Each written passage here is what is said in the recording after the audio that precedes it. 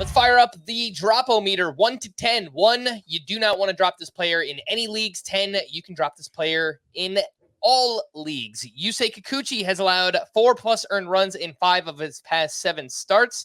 And this weekend, it was 5 innings, 4 runs, 7 strikeouts. Still had a good amount of whiffs, but overall, last 7 outings, a 7.12 ERA, a 1.68 whip. Home runs have been a problem during that stretch. He is down to 79% rostered. Chris, where is Kikuchi on the drop-o-meter? Yeah, so I'm trying to see. Okay, yeah. So what happened when I looked at him before the weekend was his change's been a really good pitch for him this season, and that's a new pitch for him. He continues to tinker. Everything else has taken a step back, and I don't know if those are related, right? Like, there's not really any reason why Yusei Kikuchi throwing a different changeup grip should mess up his curveball or whatever. But I don't have a good explanation for it, but that's what's been happening. Obviously, he didn't turn things around here. I still think there's a decent amount of upside, but yeah, I think he's probably a 4 on the drop-o-meter. Certainly in points leagues, I think he's droppable. Would you drop him for any of Gavin Williams, Reese Olson, Brendan Pfaadt? That honestly might just depend on what the next matchup is for all of them. Probably not for Pfaadt. I don't think Pfaadt has the same upside as Kikuchi, but for Olson or Williams, I think it's reasonable to do that. Yeah. Okay. I'm gonna give it a 3, low score, and it's not that different. But the one league I have Yusei Kikuchi in is a 12-team head-to-head points league, so fairly shallow. I did not give a thought to dropping him. Okay. What about Nick Pavetta? He has struggled over his last 4 starts, and he faced the Padres this weekend. 4 innings, 5 runs. Only had 5 swinging strikes on 73 pitches. Last 4 starts, a 6.98 ERA, a 1.81 WHIP, and he is still 86% rostered. Scott, where is Nick Pavetta on the drop-o-meter? I mean, these two are kind of similar in a lot of ways. Chris and I argue about which one is better. So I'll go 3 on Pivetta also. Couple things about this start. Yeah, it's been bad lately. 4 yucky starts in a row of about 4 innings each. ERA's gone from 3.40 to 4.52. He was cruising through 4 innings in this latest one, and then he said his sweeper, his best pitch, abandoned him in the 5th. Of the 5 runs that were allowed to score, 3 were let in by relievers.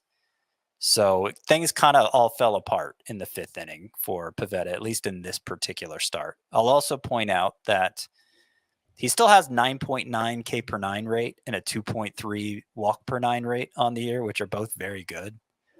Way too many home runs.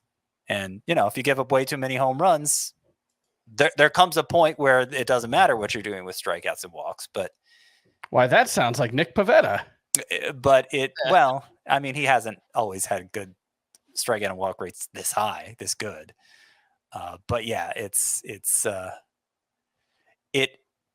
I like that there's just one thing wrong as opposed to like everything's falling apart. I do want to point out one thing with Nick Pivetta because it kind of dovetails with a couple of other trends. And one is, we do this just throw your best pitch more thing as if it's actually that easy to get major league hitters out. And Nick Pivetta is throwing his best pitch more, his sweeper. It's a good pitch still, but it's way less effective than it was in the smaller sample size of last season. He has thrown 213 of them already this season. He only threw 129 all last year. His whiff rate is down from 44% to 34%. Expected WOBA up from 175 to 242. The 2024 numbers are still really good, but they're not as dominant as they were. And it's kind of dragged the whole profile. Like, the whole idea was like, oh, the sweeper, that's taking Nick Pivetta to another level. And it hasn't really worked out that way in, him using it as his number 2 pitch. And that's another larger trend, which is that what we've seen over the past couple of seasons is sweepers are becoming just less effective overall because batters as a population on the individual level, whatever you want to talk about, they get better the more time they see pitches. And so right now everybody's throwing splitters and it's really great.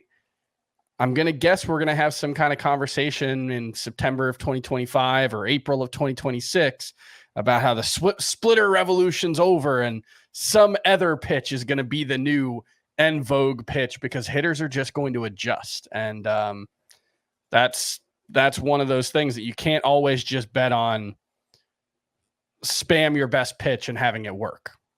I hope everybody starts throwing a knuckleball next year. That would be amazing. I would love that. Nick Pivetta, by the way, this upcoming week, he's at the Marlins. So I would really try to not I would start him, yes. And I would, in fact, start him, especially in those points leagues where he is RP eligible. Spencer Schwellenbach, rough outing against the Pirates, 5 innings, 4 runs. It was overall not a great 2-start week for him. He's got a 5.68 ERA, a 129 whip. Where is Schwellenbach on the drop-o-meter? I mean, probably like a 6, but I still like a lot of what's going on there. I agree. He entered with a 72% strike rate on the year, and it was a little lower on this one. It was 65, which is still good. But he walked a couple batters. That was a little uncharacteristic. 6 pitches. He varies the usage. Like his most used pitch in this latest start was the sinker, and I think he entered with it being his 6th most used pitch on the season. So he like mixes it around a lot, and I see this ending really well for Spencer Schwellenbach, but it's is that in 2024 or 2025 is my question, right? Right. I hope he figures it out this year because I agree. I think there's a lot to like about the skill set, but I don't know if he puts all the pieces together this year.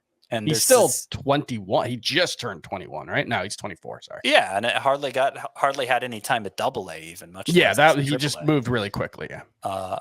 So this is one that I would drop for Brandon Pfaadt to answer your next question, Frank. What about James Paxton? He kind of hit us with the fooled you because he got destroyed at the Giants. 4 innings, 12 hits, 9 runs allowed, still 89% rostered. I mean, I wouldn't add, I don't know if like Landon Knack is better than him. So I guess that I can't say he's a 10 and they're on the same team. That's why I make the comparison. But yeah, I've been saying for 2 months that anyone marginally interesting, I'd be willing to drop James Paxton for. And there's another guy, Charlie Morton, who's in a similar spot where Charlie Morton's still 90% roster. James Paxton's right around that range. I don't know what we're doing. I know they're on good teams and have had decent results this year, but doesn't need to be that high. These are streamers. And I'm fine dropping Paxton for Olsen. I'm fine with dropping Paxton for Pfaadt.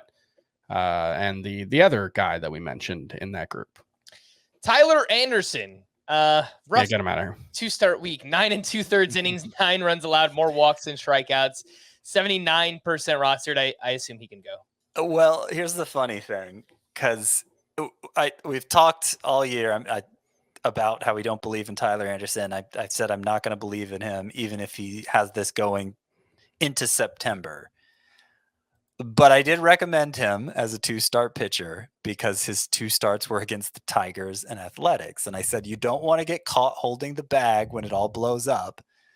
But if it happens this week with those 2 matchups, that's extraordinarily bad timing. We got extraordinarily bad timing on the blow up for Tyler Anderson, it turns out. And he just had his 2-start week, obviously. So, yeah, you can drop him anywhere you may have picked him up.